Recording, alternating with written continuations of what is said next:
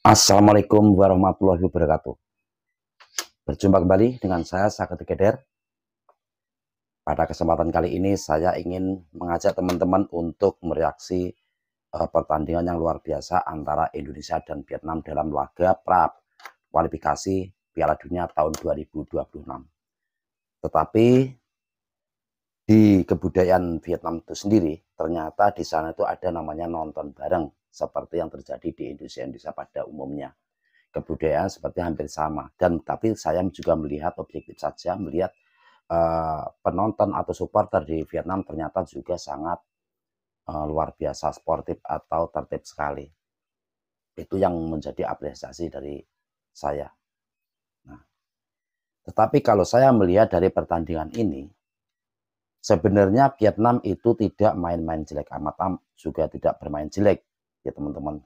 Dia masih seperti pada zaman Pak Hang Seo dulu, walaupun sekarang di Philip Treasure itu agak berbeda, dia menggunakan permainan bola modern. Tapi kalau Pak Hang Seo itu adalah dengan menggunakan dia menyerang secara total.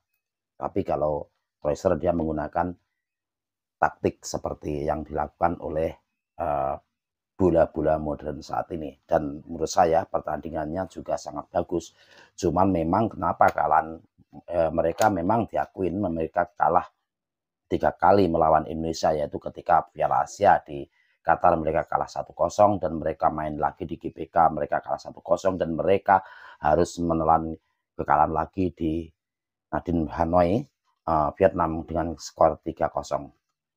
Dan akhirnya Indonesia selama 20 tahun bisa mengalahkan Vietnam di kandang Vietnam itu sendiri. Tetapi kalau saya melihat dari pertandingan ini adalah Vietnam juga tidak bermain-main jelek, dia juga menyerang dengan Spartan. Tetapi memang Indonesia saat ini dalam level yang berbeda menurut saya.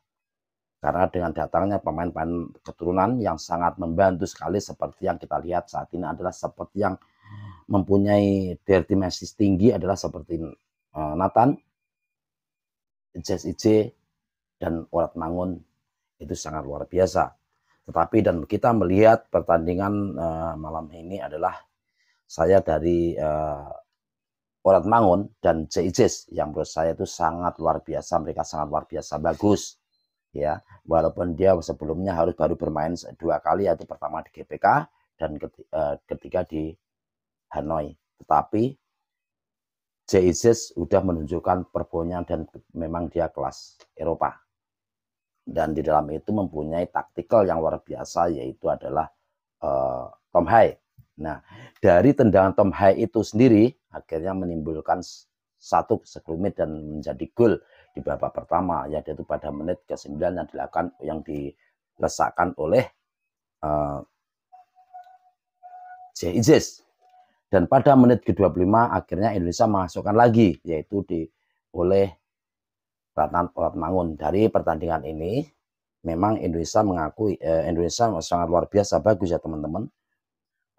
Dan menurut saya setelah gol tersebut Indonesia tidak mampu memasukkan bola lagi, cuman ada di belakang ya, itu pada menit ke-90 plus 8 kalau saya lihat itu ada sekelumit di gawang karena Vietnam itu terlalu asik menyerang ke pertahanan Indonesia. Akhirnya dia terkena serangan balik dan dikena sundulan dan akhirnya mental dan dilangsungkan oleh Ramadhan Sananta dan akhirnya gol menjadi 3-0. Oleh karena itu kita tidak lama-lama, mari kita simak pertandingan seperti apa, dan kita juga melihat tertibnya dan kebudayaan di Vietnam. Ternyata kalau saya melihat hari ini mereka sama seperti bisa nonton bareng sama-sama, walaupun di dalam nonton bareng tersebut ada tulisan spanduk yang throw share out.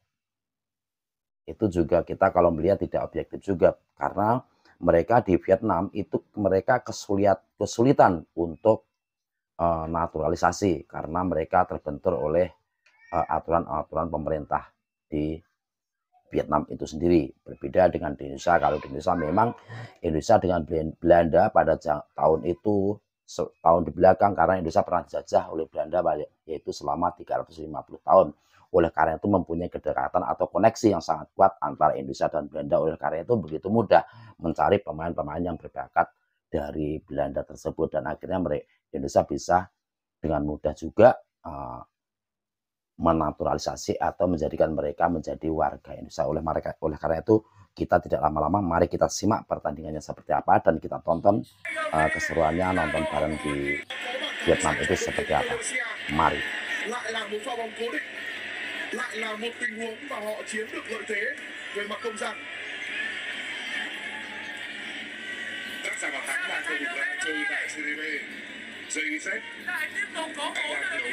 Nah, ada Trossard out.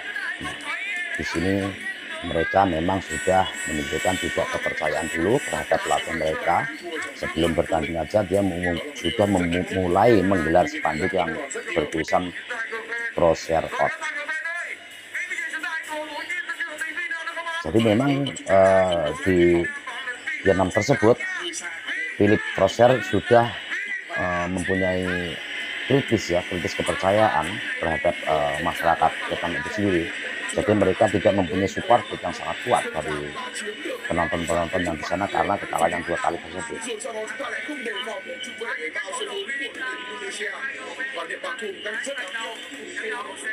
Nah, ini malah kegulan juga waktu itu ketika tendangan dari sudut dari Tom Hir dan dilanjutkan oleh Isis.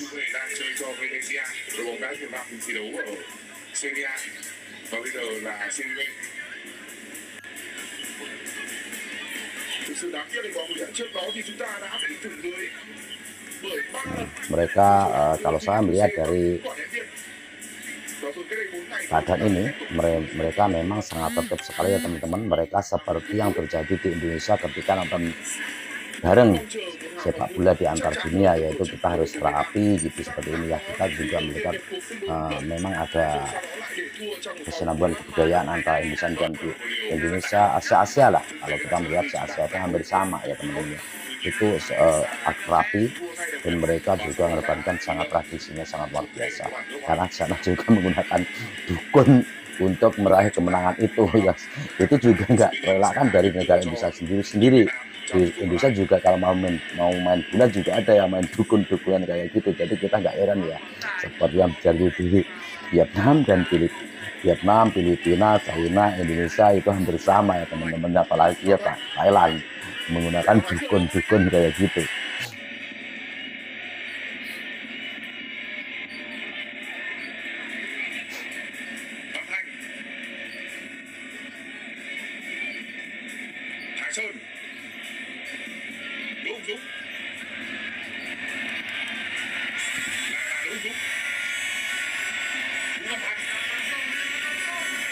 Kepercayaan Philippe Trossard sudah tidak ada lagi di Vietnam. Sebelum pertandingan itu pun sudah tidak ada. Jadi supportnya sangat rendah, itu kelihatan di mana-mana terpampang spanduk-spanduk yang bertuliskan dan bola juga ada yang main dukun-dukunan kayak gitu. Jadi kita nggak heran ya, seperti yang terjadi di Vietnam dan Vietnam, Filipina, China, Indonesia itu hampir sama ya teman-teman. Apalagi ya Thailand menggunakan dukun-dukun kayak gitu.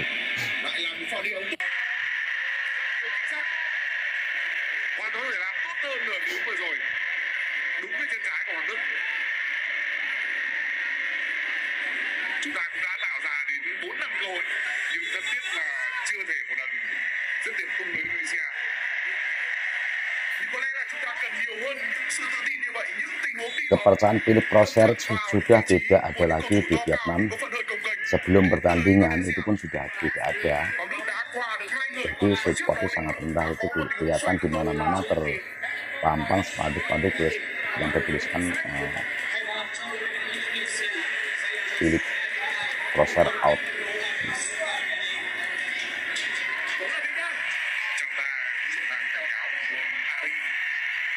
Tetapi kalau saya melihat sangat objektif saja teman-teman ya, itu kalau dari zamannya Park Hang-seo dengan Philippe Trossard itu tidak ada beda, determinasinya sangat tinggi sama. memang dia mempunyai kecepatan yang luar biasa, tetapi memang Indonesia saat ini dalam kondisi yang berbeda, yaitu level yang berbeda karena banyaknya pemain-pemain naturalisasi kita yang sangat bagus memang. Jadi kita tidak menyalahkan, kalau saya sendiri tidak menyalahkan Pak Lester ya. Seharusnya masyarakat Vietnam juga berobjektif melihat ke sana. Seharusnya pemerintahan Vietnam itu sendiri juga melakukan hal yang sama ya. Mungkin mereka mempunyai pemain-pemain atau pemain yang di luar negeri, yang bermain di luar negeri, Liga Eropa, dan mereka juga harus selalu mampu bisa mengambil itu. Tetapi pemerintahnya juga harus mendukung, walaupun itu sangat bagus, tapi kalau pemerintahnya sendiri tidak mendukung atau memang ada kebijakan-kebijakan atau aturan-aturan tidak memperbolehkan untuk denaturalisasi ya susah.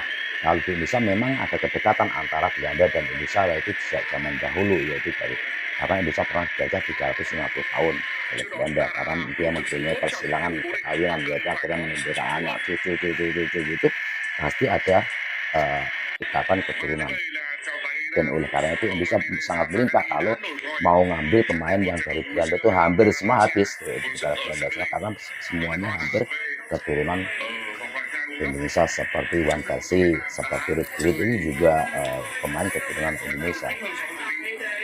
Cuman waktu itu zaman pemerintahan itu Indonesia belum mempunyai kebijakan-kebijakan untuk naturalisasi seperti itu.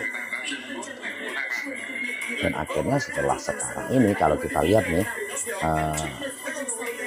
pemain-pemain tersebut pun begitu happy ketika kita naturalisasi atau suruh comeback pulang, ayo pulang kita main di negara kita, dan kita membangun persatuan Indonesia. Dan itu sangat biasa tadi Pak Erick Thohir dan pemerintahan Jokowi. Hoki Caraka yang beradu kecepatan kali ini masih bisa kali ini harus waspada. Sepakan berbahaya tadi yang melewati hadangan Jay Itzes diberikan oleh Kuat Van Kang. Satu lagi nama. Serangan coba kembali dibangun. Kali ini menggunakan gerak mengancam kali ini Asnawi Mangku Alam Bahar memberikan umpan tadi yang berada di belakang dari Tom Hei. Kesalahan dicuri bola oleh Hoki Caraka. Tendangan jarak jauh. Kesempatan lagi bagi Nathan Cho. Mampu dihadang tadi. Terciptanya tekanan. Tom Hei. Jay Itzes. Di Midin Stadium Vietnam, pasukan Garuda mengepakkan sayapnya begitu tinggi. Mereka ternyata di sana juga ada orang yang jualan ya teman-teman, jualan kopi, berikan kepada Asnawi Mangku Alam tadi. Kalau saya lihat tengah dari Indonesia satu umpan kopi kali ini. Fernando Ari di posisi tepat tadi dan untuk mengamankan bola. Apapun antara dan juga Nathan mengharapkan. Wita Sulaiman sebelah kiri, umpan datar tadi. Gagal set piece. Tendangan dari Tom Hei, maju menggiring bola begitu progresif. Satu kesempatan bagi Hoki, sentuhan apik dari Witan Sulaiman, dan kali ini Marcelino, pemain yang terus dipantau, dikunci dengan umpan maju dengan kilat berikan umpan Witan Marcelino Ferdinand. Ian Huang Duk coba memberikan umpan kali meretain possession, intercept dia dalam 3 kesempatan berujung di line up utama. Tercuri lagi aksi Ragnar bangun satu tendangan penggawa PSSI-nya Vietnam lah menurut saya yang ngumpul di sana untuk melihat proses ini dipecat atau tidak gitu ya. Nah ini terjadi golnya dari Tom Hei. Bagaimana Marcel memulai pressure oleh Jay. Padahal kalau melihat posisi Jesse itu sangat jauh di belakang, tapi mereka mempunyai pairing yang sangat tepat. Dia langsung lari ke depan dan mengambil sundulan tersebut dan akhirnya memberikan gol untuk bisa pada menit ke-9 ini. Buat Van Kang coba lewati hadapan Hoki Witan menjalankan tugasnya masing-masing. Umpan dari Huang Duk, Huang Vietnam. Tendangan bebas Vietnam langsung mengarah berbahaya. Hernando Ari. Tai coba berputar, Kuat Van Kang disambut Asnawi, tapi challenge tadi terlalu agresif. Kartu kuning. Tangan. Tendangan ditembakkan langsung. Upaya tendangan jarak jauh dari Tom Hei. Dan sulit tadi dengan cepat diambil. Umpan berbahaya ke tiang kedua. Terlalu dalam. Perpanjang kali ini cukup menyulitkan bagi Rizky Ridho ya.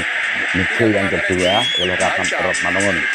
Orat Mangun. Dia mengatakan Filipina memang mempunyai skill yang sangat luar biasa, padahal dia harus melewati beberapa pemain Vietnam, dan akhirnya mereka pun mampu melesakkan dari sudut yang sempit. Kembali dengan tangkas mencari ruang passing, mampu Sekarang dengan Tom menjadi 2-0 Indonesia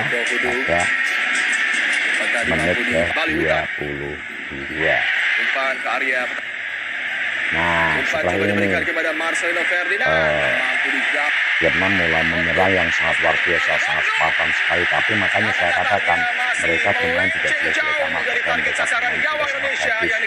Memang Indonesia saat ini level yang berada di atas Vietnam, menurut saya, dari kualitas pemainnya, dari kualitas individu pemainnya. Tetapi kalau lihat dari mereka juga bukan dari kesalahan dari Trossard ya. Kalau menurut saya Trossard sudah sangat bermain bagus.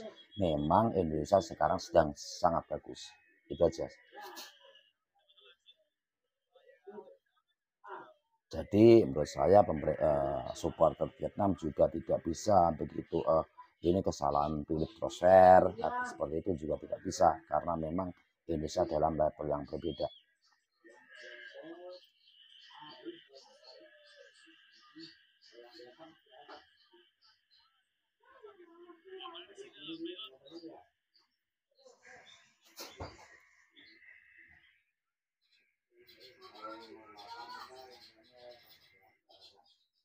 Oke lah teman-teman, itulah tadi reaksi dari saya antara pertandingan di leg kedua antara Vietnam melawan Indonesia yang berlangsung di Nha Hanoi, Vietnam. Dan dengan ini Indonesia bisa kalau bisa menahan 1-1 melawan Filipina, atau bisa menahan 1-1 atau tidak kebobolan melawan Irak, Indonesia dipastikan lolos ke babak selanjutnya atau di level selanjutnya atau di round 3. Oleh karena itu terima kasih telah menonton video dari kami. Assalamualaikum warahmatullahi wabarakatuh.